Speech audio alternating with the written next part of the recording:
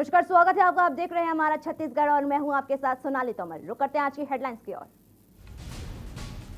प्रधानमंत्री से राज्यपाल की चर्चा।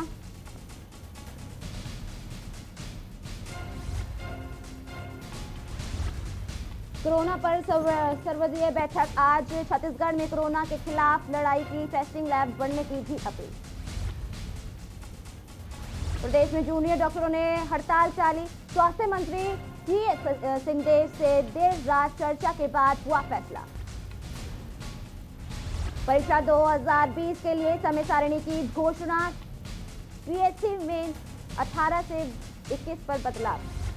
पिछले 24 घंटे में 14 से ज्यादा मरीज मिले। राजधानी रायपुर में माल ढोने वाले ट्रक अब लाश ढो रहे हैं। ऑक्सीजन सिलेंडर लेकर 3 घंटे तक बैठा रहा मरीज। जिला अस्पताल में मरीजों को तुरंत नहीं मिल पा रहा है बेड। आप देख रहे हैं के न्यूज, खबरों का सारथी। राज्य में लगातार कोरोना अपना भयावह रूप लेता जा रहा है, तो वहीं दूसरी प्रशासनिक कर्मचारी भी खुलकर सामने दिखाई दे रहे हैं, जिसका जीता जागता उदाहरण कवर्धा जिला चिकित्सालय में देखा जा सकता है, जहां कोरोना टेस्ट कराने वाले और दवाई लेने वालों की एक साथ एक ही स्थान पर भीड़ उमड़ रही है। आपको बता दें कि कवर्धा जिला चिकित्सालय का यह नजारा साफ तौर पर अस्पताल प्रबंधन की घोर लापरवाही को उजागर करता हुआ नजर आ रहा है, जहां लोगों को राज्य सरकार और जिला प्रशासन अपने आदेशों का पालन कराने के लिए भिन्न भिन्न आदेश जारी कर लोगों को सिर्फ कागजों में गंभीरता को बनाए हुए हैं, मगर वास्तविकता कुछ और ही बयां कर रही है, जिसका उदाहरण आप कवर्धा जिला चिकित्सालय में देख सकते हैं।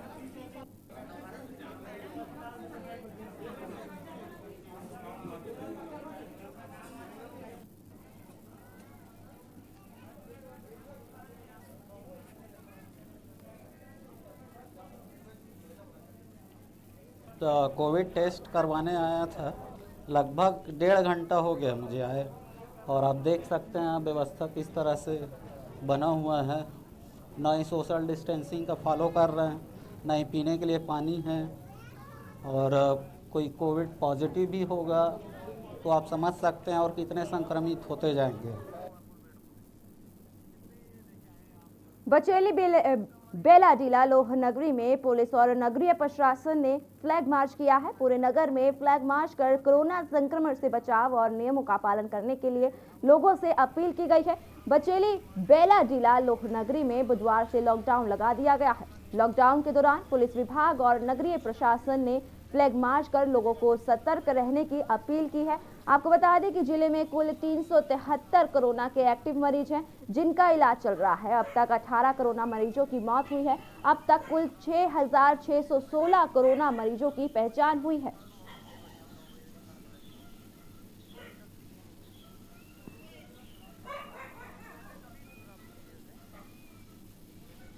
अभी एसडीओपी और मेरे नेतृत्व में भागी तहसीलदार और हमारे पुलिस प्रशासन की संयुक्त और स्वास्थ्य विभाग की कोऑर्डिनेशन नगर पालिका पूरी हमारे तो दोनों नगर पालिका को कोरोना से मुक्त करने के लिए जो अभियान चलाए हैं, उसके तहत हम ये फ्लैग मार्च करके जनता में विश्वास पैदा करने के लिए उद्देश्य से किया गया है। कोरिया जिले के कोरोना वायरस के बढ़ती संख्या को देखते हुए गुटरी टोला बॉर्डर पर पहुंचकर मनेंद्रगढ़ एसडीएम ने बॉर्डर पर चेकिंग का जायजा लिया। इसके साथ ही मध्य प्रदेश रामनगर बॉर्डर भी पहुंचकर वहां की स्थिति का जायजा लिया। साथ ही मध्य प्रदेश से मनेंद्रगढ़ की तरफ आ रहे लोगों को मध्य प्रदेश शासन से पास आईडी लेकर आना अनिवार्य करने के आदेश जारी किए हैं।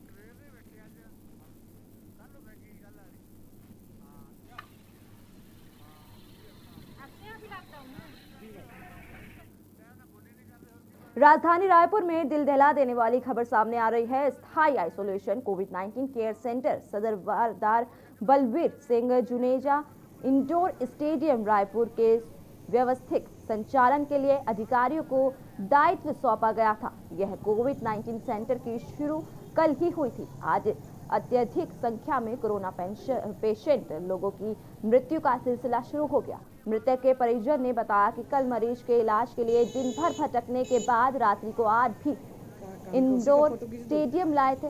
वहां उनकी इलाज के लिए कोई डॉक्टर नहीं पाए गए। परिजन ने अव्यवस्था का आरोप लगाया है।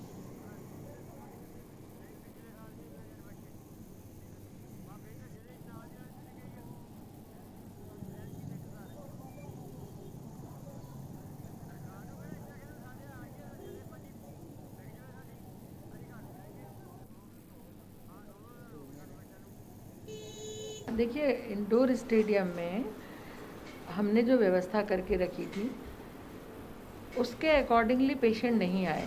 पेशेंट अपने मन से आते गए, जिनका ऑक्सीजन कंसंट्रेशन 30-40 था वो भी आ गए और बिना रजिस्ट्रेशन, बिना डॉक्टर को दिखाए कई लोग तो आइडेंटिफाई ही नहीं हुए हैं और वो सीधे अंदर जाके घुस गए।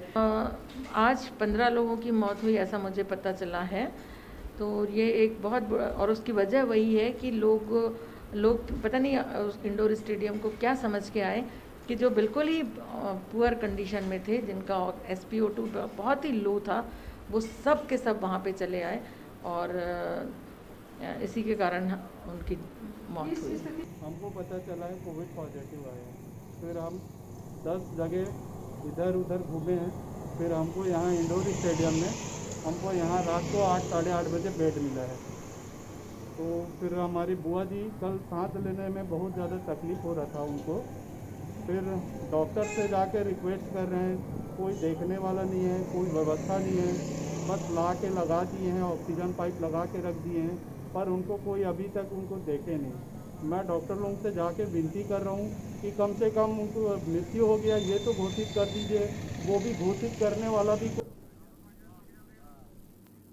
दुर्ग जिले में लॉकडाउन 2 लागू होने के पूर्व संध्या पर पुलिस और प्रशासन ने पटेल चौक दुर्ग में पैदल और गदा चौक सुपेला में पैदल दुर्ग से सुपेला चौक तक फ्लैग मार्च कर लॉकडाउन की बढ़ाई गई अवधि के प्रति लोगों को जागरूक किया। वहीं पैदल मार्च के उपरांत पटेल चौक से पुलिस का फ्लैग मार्च वाहनों के काफिले के साथ ग्रीन चौक, इंदिरा मार्केट होते हुए सुपेला डिवीजन में जुनवानी और गदा चौक तक पुलिस का फ्लैग मार्च चला।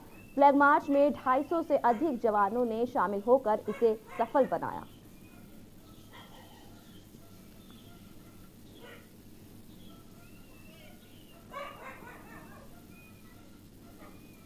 अभी एसडीओपी और मेरे नेतृत्व में बागी तहसीलदार और हमारे पुलिस प्रशासन की संयुक्त और स्वास्थ्य विभाग की कोऑर्डिनेशन नगर पालिका पूरी हमारे तो दोनों नगर पालिका को कोरोना से मुक्त करने के लिए जो अभियान चलाए हैं, उसके तहत हम ये फ्लैग मार्च करके जनता में विश्वास पैदा करने के लिए उद्देश्य से किया गया है।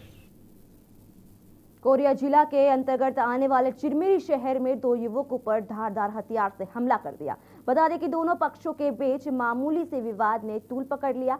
वहीं मारपीट में 2 युवकों को काफी गंभीर चोटें आई हैं, जिन्हें उपचार के लिए अस्पताल में भर्ती करा दिया गया है। आपके ऊपर ये हमला क्यों किया?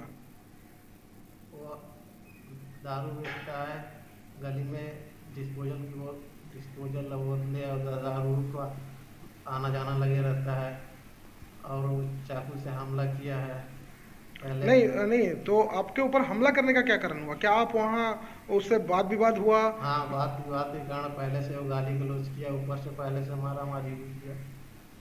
और सल्ला और ये नवल तीनों और दिव्य आपस में रिश्तेदार भी हैं और ये कचरा फेंकने के नाम विवाद पर इनका आपस में झगड़ा हुआ। आकर रिपोर्ट दोनों पक्षों ने अपना अपना दर्ज कराया और नवल का कहना है कि कुछ नुकीली चीज़ से इन पर संतोष के द्वारा हमला किया गया था, जिस पर से दोनों का रिपोर्ट दर्ज कर मुआयजा कराया गया। को ला गया है रात में और जिसमें क्या है, एक को सीने में, एक को जांघ में और पीठ में 2 तरफ चोट लगी है। तो सर ये चोट किस चीज की थी? चोट कोई कटी हुई है, कोई धारदार हथियार की लग रही है, तो ये तो पुलिस वाले ही बता सकते हैं। बाकी उनकी स्थिति अभी ठीक है, टाँका उका लगा के उनका इलाज चल रहा है। लेकिन सर पुलिस वाले का कहना है कि डॉक्टर MLC के बाद जो रिपोर्ट देंगे उसके आधार पर ही धाराएं हमने दे दी है।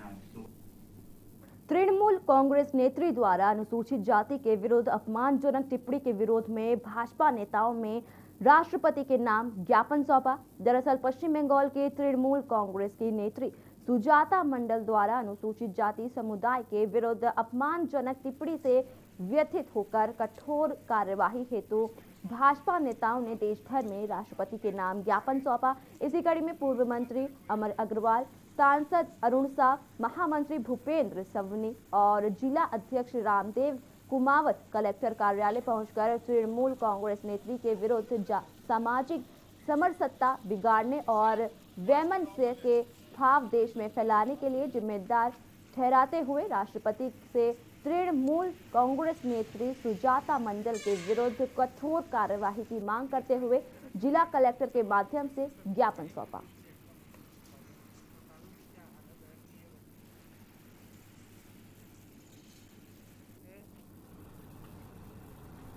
अपना जनाधार खिसकते देख तृणमूल कांग्रेस की नेता श्रीमती सुजाता मंडल ने जो अनुसूचित जाति को लेकर टिप्पणी की, उन्होंने कहा कि अनुसूचित जाति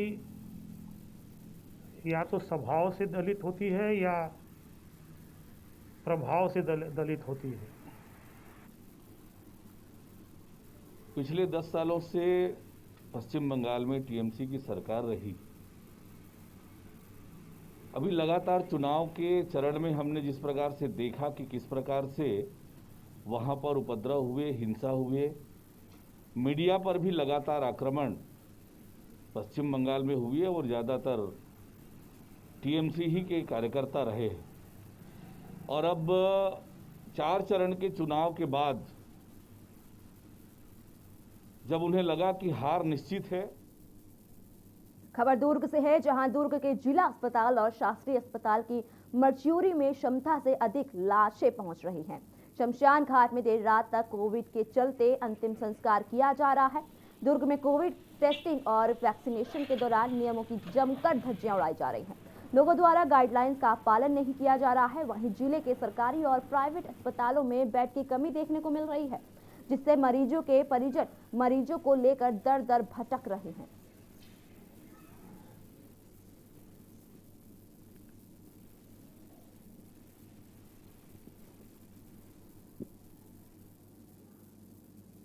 छत्तीसगढ़ के मुख्यमंत्री भूपेश बघेल ने ट्वीट कर डॉक्टर बाबा साहब अंबेडकर जयंती को स्मरण कर कहा कि भारत के संविधान निर्माता, समाज सुधारक और स्वतंत्र भारत के प्रथम विधि और न्याय मंत्री भारत रत्न डॉक्टर भीमराव अंबेडकर जी की जयंती पर हम बाबा साहब का पावन स्मरण करते हैं।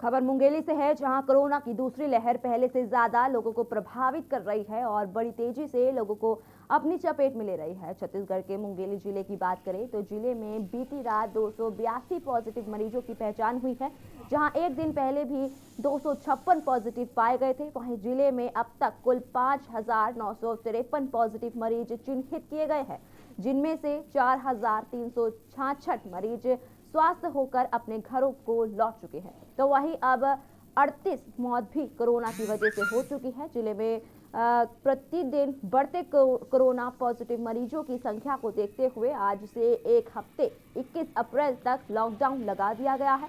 जिले में कोविड संक्रमण रोकने के लिए क्या कुछ इंतजाम किया गया है, उसको लेकर के न्यूज संवाददाता ने जिले के कलेक्टर PS इल्मा से खास बातचीत की। क्या कुछ कहा कलेक्टर ने, आइए दिखाते हैं। लहर पहले से ज़्यादा लोगों को प्रभावित कर रही है। हम इस वक्त कोविड-19 हॉस्पिटल से कुछ कदमों की दूरी पर CMHO कार्यालय के सामने खड़े हैं। यहाँ पर खुद कलेक्टर जिले के वो यहाँ पर अपडेट लेने पहुँचे। उन्हीं से जानते हैं कि क्या कुछ जिले के लिए व्यवस्था की गई है। सर बताएंगे जिले में अभी कोविड-19 के लिए क्या कुछ नई व्यवस्था की गई है? नई व्यवस्था ये है कि हम लोगों ने हमारे तीनों ब्लॉक में अलग अलग जगह पे कोविड हॉस्पिटल CCC के रूप में तैयार किया हुआ है और सभी जगह पर जैसे पथरिया में हमने 70 बेड की व्यवस्था की है, लोरमी में 80 बेड की व्यवस्था की हुई है और 20 बेड आपके वेल ऑक्सीजनेटेड है डेडिकेटेड कोविड हॉस्पिटल हमारे डिस्ट्रिक्ट हॉस्पिटल में हमने 100 बेड की व्यवस्था की है और रामगढ़ का एक छात्रावास है उसमें हमने 50 बिस्तर की व्यवस्था की है।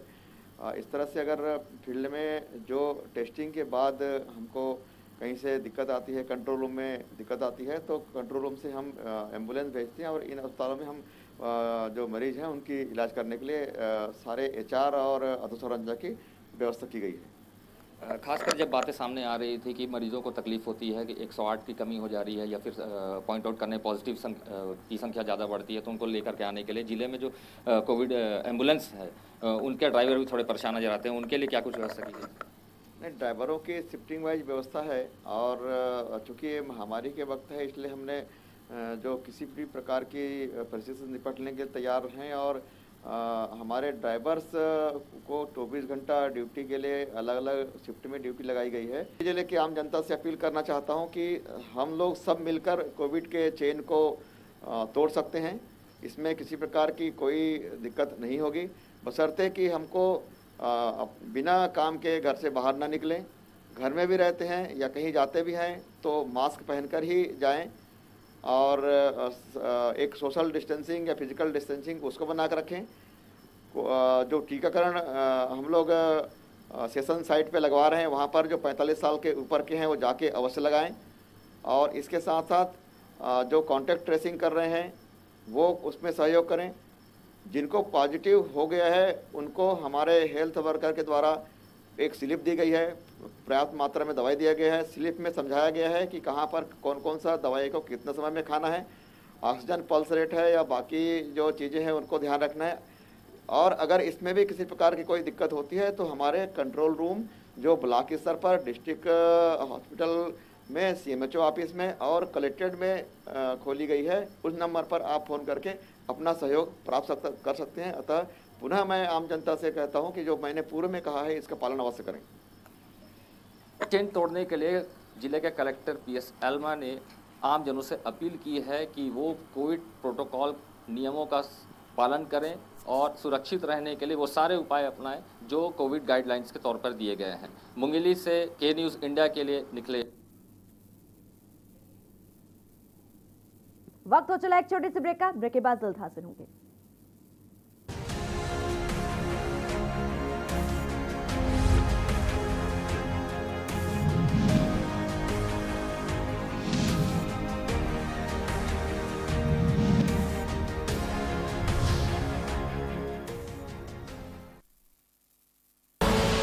आप देख रहे हैं K न्यूज़, खबरों का सारथी।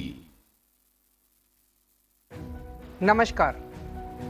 कोरोना फिर लौट आया है। इस बार युवाओं को ज्यादा खतरा है। दिल्ली में 65% केस 45 वर्ष से कम उम्र के लोगों के हैं। मजबूरी यह है कि युवाओं को घर से बाहर निकलना ही पड़ता है क्योंकि उन्हें माता पिता और अपने बच्चों का ख्याल रखना है, घर के लिए पैसे का इंतजाम करना है। इस चक्कर में कुछ लापरवाही हो रही है। मैं अपने युवा भाई बहनों को कहना चाहता हूं कि कोरोना को लेकर बिल्कुल लापरवाही ना करें। मामूली लक्षण हो तो जांच जरूर कराएं। दिल्ली सरकार के अस्पतालों में टेस्ट बिल्कुल मुफ्त हो रहे हैं। और हाँ, 45 वर्ष से ज़्यादा उम्र के लोग वैक्सीन जरूर लगवाएं। हमने आपके लिए 24 घंटे सरकारी अस्पताल खोल दिए हैं। युवा अपनी जिम्मेदारी समझें। इस मुश्किल वक्त में उनके परिवार को सबसे ज़्यादा उनकी ज़रूरत है। दूरी बनाएं, हाथ सैनिटाइज करें और मास्क ज़रूर पहनें। पिछले 1 साल में 3 बार हम दिल्ली वालों ने कोरोना को हराया है। इस बार फिर हराएंगे। मैं और पूरी दिल्ली सरकार हर वक्त आपके साथ हैं। कोरोना हारेगा, हम जीतेंगे। जय हिंद।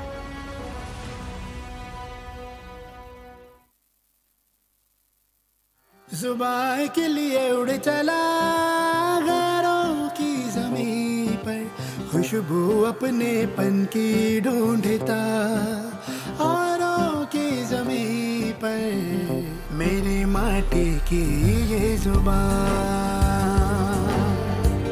मेरी माटी की ये जुबान है मुझसे दूर मीलों दूर, पर ये दिल है कि चख रहा है उन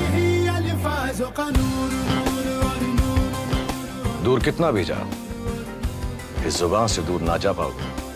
विमल, बोलो जुबान केसरी। आप देख रहे हैं के न्यूज, खबरों का सारथी।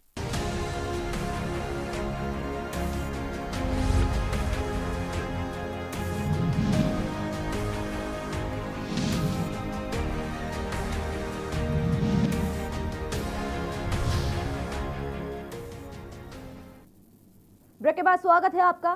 राजनांदगांव में कोरोना वायरस का कहर थमने का नाम ही नहीं ले रहा है। कोरोना से मरने वाले के आंकड़े बेहिसाब होते जा रहे हैं। कोरोना वायरस के केस इस कदर बढ़ रहे हैं कि संभालना मुश्किल हो गया है। विकास खंड में मेडिकल कॉलेज हॉस्पिटल में 120 बेड और बढ़ाया जा रहा है। साथ ही साथ 3 निजी हॉस्पिटल को भी कोविड-19 का इलाज के लिए तब्दील किए गए हैं।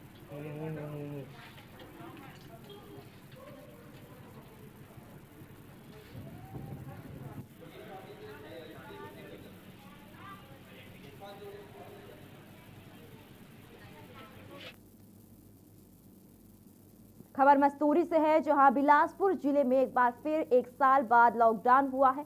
मस्तूरी में लॉकडाउन का पहला दिन था। सभी लोगों ने बखूबी पालन किया। मस्तूरी थाना प्रभारी ने सभी चौक चौराहों पर कैंप लगाकर चेकिंग अभियान भी चलाया और बेवजह बाहर घूम रहे लोगों को समझाया भी।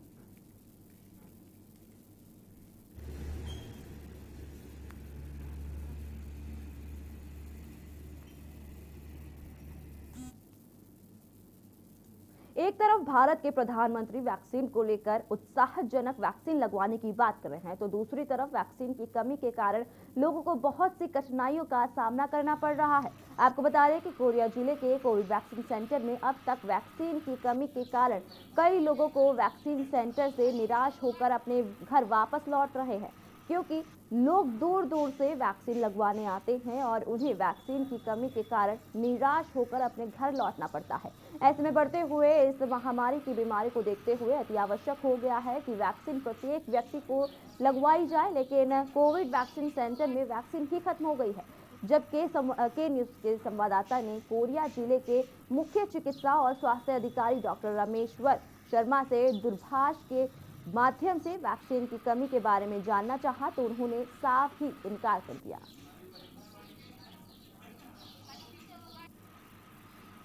मैं वैक्सीन लगवाने के लिए। तो क्या हुआ, नहीं लगा वैक्सीन? यहाँ देखा बंद है, फिर अंदर जाके पता किया तो बोले कि वैक्सीन खत्म हो गई। क्या क्या असुविधा आ रही है आपको वैक्सीन ना होने के कारण से? ये चलते मतलब अपने आप को बचाव के लिए हम तो लगवावे करेंगे। बेमेतरा जिले में रिकॉर्ड तोड़ कोरोना मरीज निकले। वहीं एक ही दिन में 524 लोगों में संक्रमण की पुष्टि हुई है। इसके साथ ही 10 कोरोना संक्रमितों की इलाज के दौरान मौत भी हो गई है। स्वास्थ्य विभाग से मिली जानकारी के अनुसार जिले में वर्तमान में सक्रिय मरीजों की संख्या 3670 से ऊपर पहुंच गई है। इस तरह जिले में अब तक कोरोना से मरने वाले की संख्या सैकड़ों के पार हो चुकी है। जिले में कोरोना के बढ़ते संक्रमण को देखते हुए जिले में 10 अप्रैल शाम 6 से संपूर्ण लॉकडाउन है, परंतु इसके बाद भी जिले में कोरोना बेकाबू है। जिले में कोरोना पॉजिटिव मरीज मिलते जा रहे हैं। वहीं ऐसी स्थिति रही है, जिले में लॉकडाउन को बढ़ाया भी जा सकता है।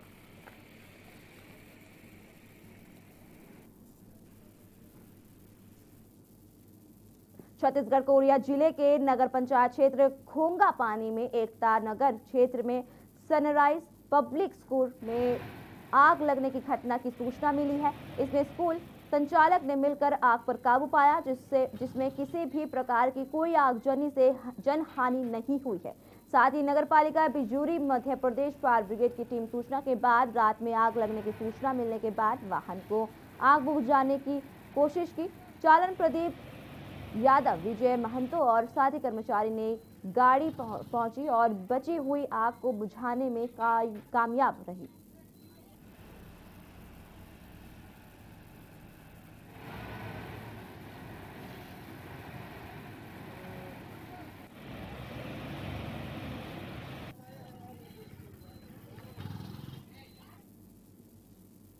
कबीरधाम जिले में मंगलवार शाम जारी बुलेटिन के आधार पर कोरोना पॉजिटिव की संख्या 564 से है। वहीं अब तक जिले में कुल पॉजिटिव की संख्या 9000 723 है, जिसमें मंगलवार को 93 मरीज डिस्चार्ज किए गए।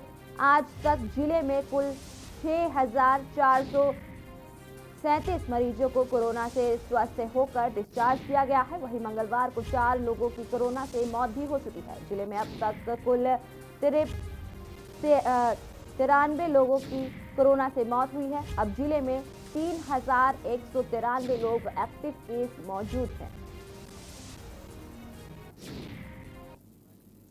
फिलहाल के इतना ही। बाकी की तमाम खबरों को जानने के लिए आप देखते रहिए के न्यूज़ इंडिया।